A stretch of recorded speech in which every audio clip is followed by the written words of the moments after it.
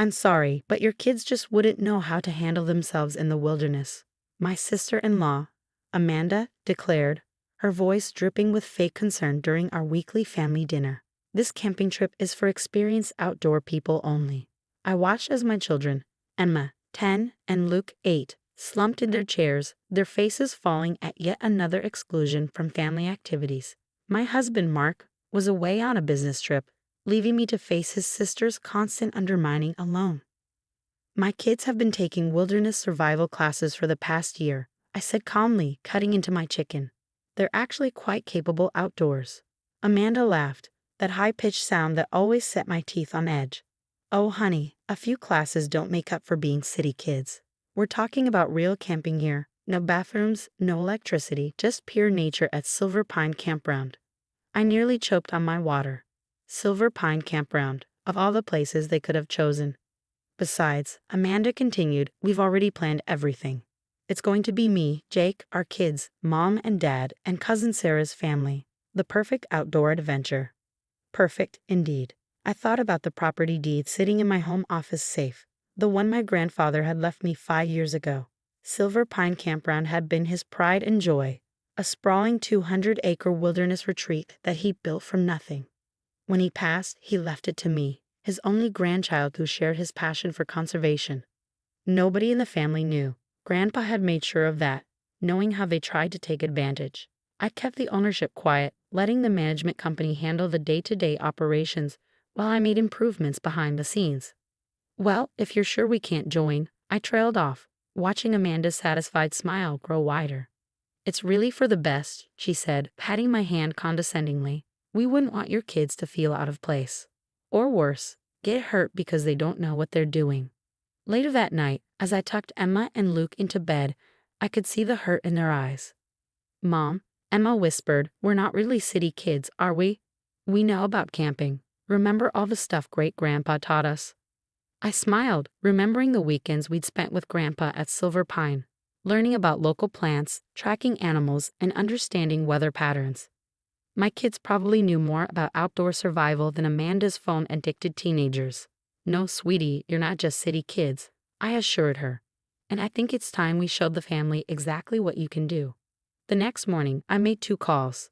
First, to the campground manager, Steve, who'd worked with my grandfather for 20 years. They're planning to camp next weekend, I told him. Let them make the reservation, but I have some special instructions. Then I called my friend Lisa, who ran the local wilderness school where my kids took classes. Remember that camping skills competition you mentioned?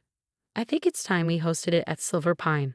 As the week progressed, Amanda's social media filled with posts about their upcoming exclusive family camping adventure.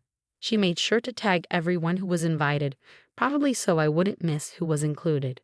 The day before their trip, she called me. Just checking if you're not too upset about missing the camping trip, she said, that false sweetness back in her voice. We could try to include you guys in the next family event. Maybe something more your speed, like a movie night. Don't worry about us, I replied. We've made our own plans for the weekend. I hope you all have a great time at Silver Pine. Oh, we will, she laughed. Jake's already packed all the luxury camping gear. It's going to be Instagram-worthy. Little did she know, Silver Pine has strict rules about authentic wilderness camping. No luxury RVs, no generators, no cell phone towers nearby. Just pure nature, exactly as Grandpa had intended. I'm sure it will be memorable, I said, ending the call before I could give anything away. That evening, I gathered Emma and Luke in the living room. How would you two like to show off your outdoor skills this weekend? Their eyes lit up as I explained the plan. The wilderness school competition would bring together kids from all over the state to demonstrate their survival skills. It would be held right next to the family campsite, though far enough away not to disturb them, unless, of course, they decided to investigate the commotion. Can we show Aunt Amanda our fire starting technique? Luke asked excitedly. The one Great-Grandpa taught us. And what about our shelter building? Emma added. We've been practicing. I have them both feeling proud of their enthusiasm despite all the times they've been excluded and underestimated. You can show them everything you've learned. But remember, we're not doing this to prove anything to them. We're doing it because we love the outdoors just like Great-Grandpa did. As I tucked them in that night, I looked at the photo on their wall. my grandfather standing at the entrance to Silver Pine Campground, his arms around a younger Emma and Luke. He would have loved to see what was about to unfold. Tomorrow, Amanda would learn that her city kid cousins weren't quite what she thought. And maybe, just maybe, she'd learn something about judging people based on her own narrow assumptions. I pulled out the property deed one last time, running my fingers over my grandfather's signature. "You were right, Grandpa," I whispered. "Sometimes the best lessons are learned outdoors." The next morning dawned crisp and clear, perfect camping weather. I watched from my office window as a line of cars pulled into Silver Pine Campground, recognizing Amanda's luxury SUV leading the convoy. Steve had texted me earlier, confirming they'd arrived to check in. "Ma'am," he messaged, "your sister-in-law just threw quite a fit about the no RV policy. Said something about being promised premium spots with hookups." I smiled, imagining Amanda's face when she realized her glamping plans weren't going to work out. "Just follow standard procedure, Steve. No exceptions." Meanwhile, Emma and Luke were helping Lisa and the other instructors set up the wilderness competition course. We'd arrived at dawn through the private access road, staying out of sight from the main camping areas. The kids could barely contain their excitement. "Mom," Emma called out, waving from where she was marking the fire starting station. "We can hear Aunt Amanda from here. She's really loud." Indeed, Amanda's voice carried across the morning air. "What do you mean we can't use generators? How am I supposed to charge my phone? This is ridiculous." I walked over to where Lisa was organizing the participants. 20 kids from various wilderness schools had shown up, all eager to demonstrate their skills. Emma and Luke fit right in, already chatting with their fellow competitors about different knot-tying techniques. "Your kids are natural leaders," Lisa commented, watching them help younger participants practice. "Just like their great-grandfather. He would have loved this." Around mid-morning, we heard the first sounds of the family settling into their campsite. Through the trees, I could see them struggling with their tents, obviously unused to actual camping. Amanda's teenagers sat on their phones, trying to find non-existent signals, while their father, Jake, attempted to start a fire with lighter fluid, strictly against campground rules. "Fire hazard," Steve called out, confiscating the lighter fluid. "You'll have to do it the traditional way." "This is impossible." Amanda's voice rang out. "How do people live like this?" That's when we started the competition. The sound of drums, traditional wilderness school signals, echoed through the trees. I saw heads turning at the family campsite, curiosity piqued. "Welcome to the first annual Silver Pine Wilderness Challenge," Lisa announced through a battery-powered megaphone. "Competitors will demonstrate essential outdoor survival skills in honor of the campground's founder." I watched as my children lined up with the other participants. They looked confident, prepared, and absolutely in their element. Emma had her hair braided back practically, wearing the hiking boots Grandpa had given her for her last birthday. Luke stood tall in his wilderness school vest, covered in well-earned merit badges. The first challenge was shelter building. Teens have 30 minutes to construct a weather-resistant shelter using only natural materials. I noticed movement at the family campsite. People were wandering over to watch. "Mom," Sarah's youngest whispered loudly, "those kids are building better tents than ours." Emma and Luke worked seamlessly with their team, using techniques they perfected through countless practice sessions. Their shelter took shape quickly, sturdy, well-designed, and completely weatherproof. "Is that Emma and Luke?" I heard my mother-in-law's surprised voice. "What are they doing here?" The next challenge was fire starting, using traditional methods only. Luke stepped up confidently, demonstrating the bow drill technique Grandpa had taught him. Within minutes, he had a small flame going, nurturing it carefully into a proper campfire. "But they're city kids." Amanda's voice carried across the clearing. "How do they know how to do this?" I finally turned to acknowledge the growing crowd from our family campsite. "They're not just city kids," I said calmly. "They're their great-grandfather's grandchildren, and they've been learning from the best." "What do you mean?" Amanda demanded, her face flushed with either embarrassment or anger, possibly both. Before I could answer, Steve approached with his clipboard. "Ma'am," he said to Amanda, "I need to speak with the property owner about your multiple violations of campground rules. Do you know where I can find her?" All eyes turned to me as I raised my hand. That would be me. The silence that followed was deafening. Amanda's mouth opened and closed several times, no words coming out. My mother-in-law grabbed her husband's arm for support. The teenagers finally looked up from their phones. You own Silver Pine. Amanda finally managed to sputter. Grandpa left it to me 5 years ago, I explained, pulling out a copy of the deed I brought along. Just in case. He knew how much the kids and I loved it here. How much we respected the land and understood true camping. But why didn't you say anything when I was planning this trip? Amanda's voice had lost its usual condescending tone. Would you have believed me?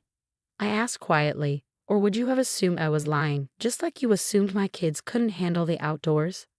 In the background, Emma and Luke's team was being awarded first place for the shelter building competition.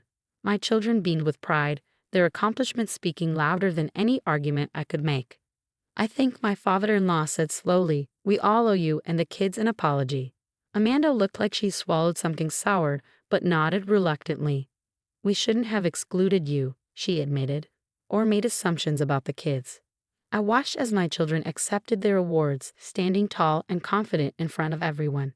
They'd proven themselves not because they needed to, but because they loved what they were doing, just like Grandpa had always taught them.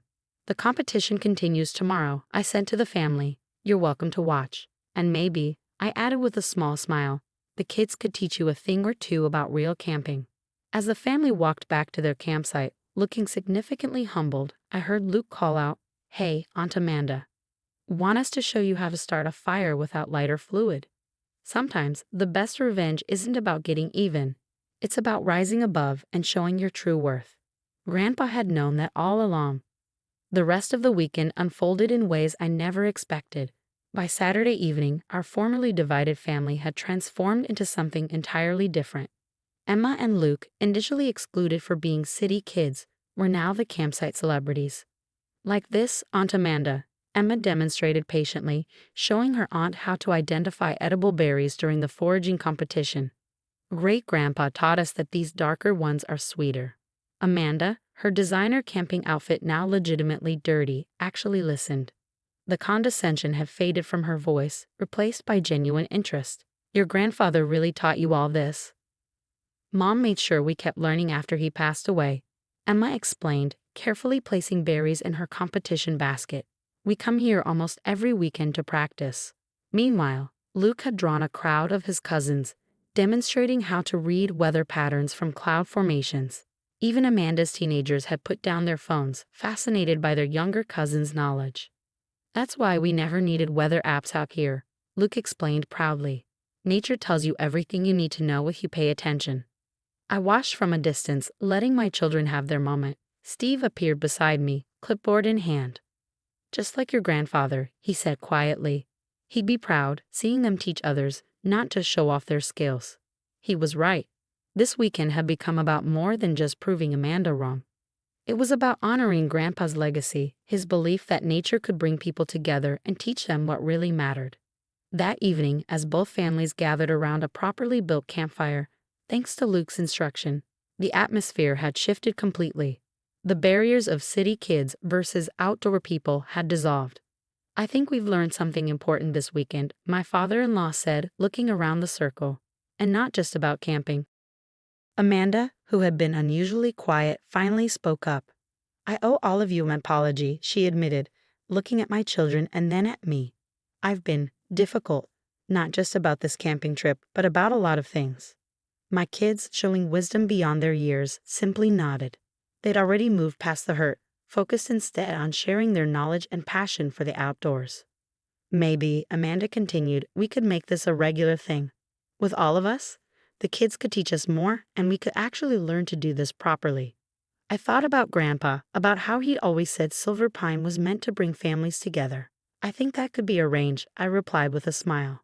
As the stars came out, we sat around the campfire, telling stories about Grandpa. I shared memories of him teaching me about the land, and for the first time, the family listened without judgment or interruption. "That's why he left you the campground," my mother-in-law realized. "You understood what it meant to him." The next morning, as the families packed up to leave, there was none of the usual rush to escape back to civilization. Instead, people took their time, appreciating the morning birdsong and crisp air.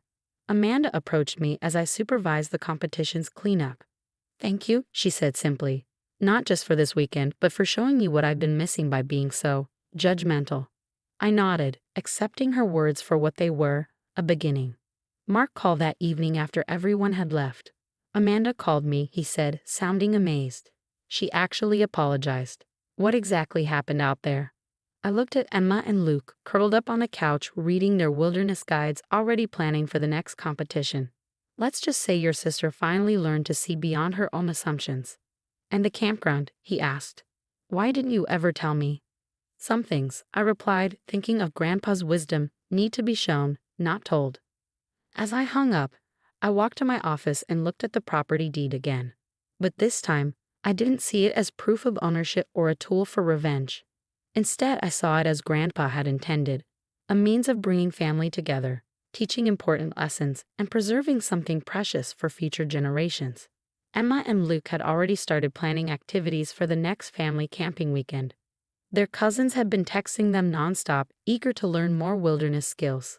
Even Amanda had signed up for some basic outdoor training courses. Sometimes the best victories aren't about proving others wrong but helping them see what's right. Grandpa had known that all along, and now, thanks to a weekend of real camping, so did everyone else. The wilderness competition became a monthly event at Silver Pine, with our family among its most enthusiastic participants. And every time I saw Amanda struggling to start a fire the proper way or helping her teenagers identify edible plants, I smiled, knowing that some of life's best lessons really do happen outdoors.